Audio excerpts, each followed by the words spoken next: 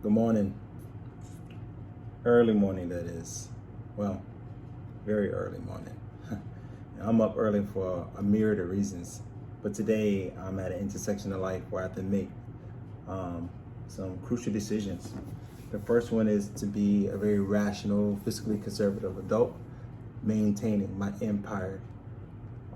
I am en route to take care of property in Augusta, Georgia.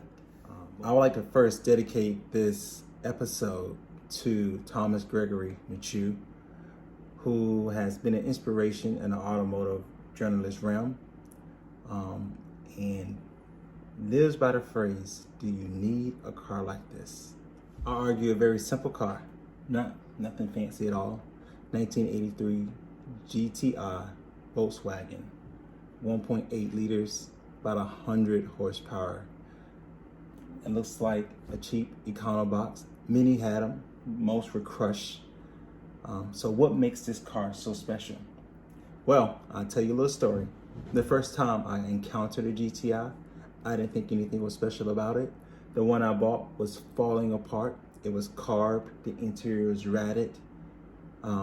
The gear selector and the mechanism for the emergency brake were totally exposed. Car was like held together by hangers. But the test drive was amazing. Never have I driven something that is so much full of life and spunk, and realized, hey, I most definitely need a car like this. The car that I'm looking at is on Car and Bids, and I haven't posted anything about it because I didn't want to create any competition for myself. It's a beautiful car in Monterey, California, and the thing about the car is that the guy who is posting the car is a YouTuber, and man, he is selling this. I mean, the video of this car is mouth-watering. Oh my goodness, mouth-watering. Right now, the bid is at $14,500. A bid came in this morning around 2 o'clock, about $14,000. This is so crucial because, like I said, I am totally about to screw up the church's money. I already have a quadruplex that I'm trying to close on in the next 2 weeks. I'll be promoting to major. I have a property I have to go take care of. I have multiple rehabs I have to do, and I actually have no money and I'm leveraged, and I am maxed out on all my lines of credit. I just pulled one of my last lines of credit, and I'm going to Augusta, Georgia to go pull that line of credit to purchase this car. Okay, I'm hoping it doesn't go too much more past $16,000, and that doesn't include the price to actually pay the fee, which would be about $700, and also to ship it, which is going to be another $1,500 to ship this beauty. So it's very expensive, but one of the things about this channel I really want you to know is that I'm certified car crazy. I love cars. One might ask, do I have enough cars? Well, I have the Lamborghini Gallardo that satisfies my exoticness, but it's a $100,000 supermodel. I mean, she's only good to take out and romp around for like 10 minutes. She doesn't clip, she doesn't clean. She's not a great car. She's a awesome roller coaster. I bought the Viper to kind of go around and have like 80% of the fields and have more of a daily car. And the Viper is great. It's beautiful to look at. It satisfies a lot of my visceral needs. It's fast as stink and it's holding value, but it's costing me too. So I got a daily, which is a Honda Accord, 2017 Sport, red, black leather interior. It's beautiful. Got my XJ Jeep Cherokee in great condition, lifted on 4.5. It's great. I have a Honda CRX that could theoretically replace this, right? It's a hot hatch, very reliable, beautiful to drive, and very analog. But it doesn't replace this. As you can see, the interior and the exterior on this car is amazing. The person who had this car did a half restoration. So they put a lot of time and money to make it what I wanted. In order to make the car that I have what this car is, would have cost me $15,000–$16,000. This car has all its panels.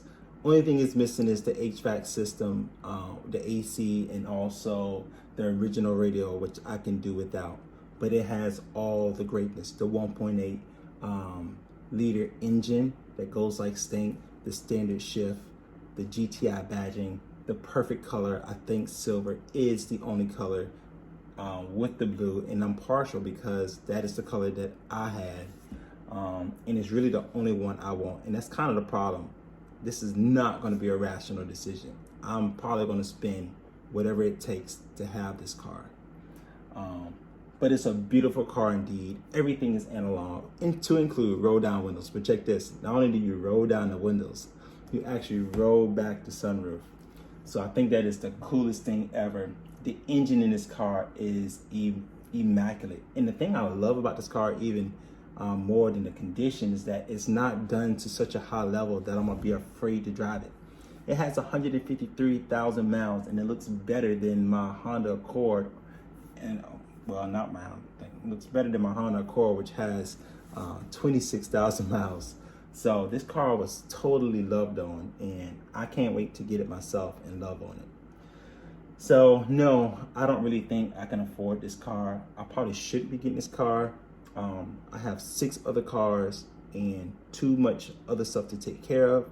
I am full-time military. I really don't have time to deal with something like this. It's going to be an antique that sits around a lot and get driven on cars and coffee days, so on and so forth. But we go back to the person I dedicated this show to, which is Mr. Thomas Gregory Michael Nachu. Get a picture of this guy.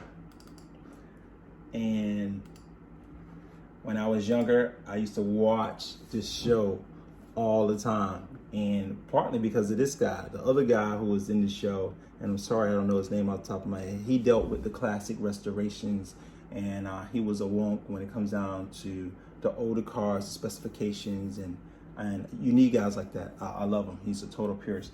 This guy right here just seems somebody who really enjoys driving and feeling the car, and that's where I'm at. I love cars. I am kind of a purist, but I want to feel what the original engineers and the original designers, we're trying to articulate. I want to really get that sense and enjoy the car for what it is. Here's him reviewing one of my favorite cars, the Corvette Z06. There's no question about it. A modern day Z06 is the best Corvette yet. Do you need a car like this? Oh, no, you don't need a car like this. Do you want one? Yeah, you want one. So, you heard the man. Do I really need a car that it's going to cost me $20,000, probably 5 times what it was when it was sold brand new in its day? No. I might need HVAC. I'm in North Carolina. It's hot. That's probably the car I should be getting. So, do I really need a car like this? A car that's going to cost me $20,000. It's probably worth a quarter of that price when it was sold brand new. It has 153,000 miles. It's an econo box. It doesn't even have AC. I'm in North Carolina. It gets hot. It's going to be very hard to live with. It rides really rough. It's very weird on the road. It's very Spartan. I have to roll up the windows, roll back my sunroof. A guy who drives a Lamborghini, no, takes some stuff very serious. A captain, soon to be major in the military. I'm an officer now, field grade. What would I look like coming in at work with an econo box? Do I really need that? Now, you don't need that. But do I want a car that no one else has? That's the only one for sale in the United States at this time. That brings back memories of bliss. It has 1.8 liters of yelling all the time.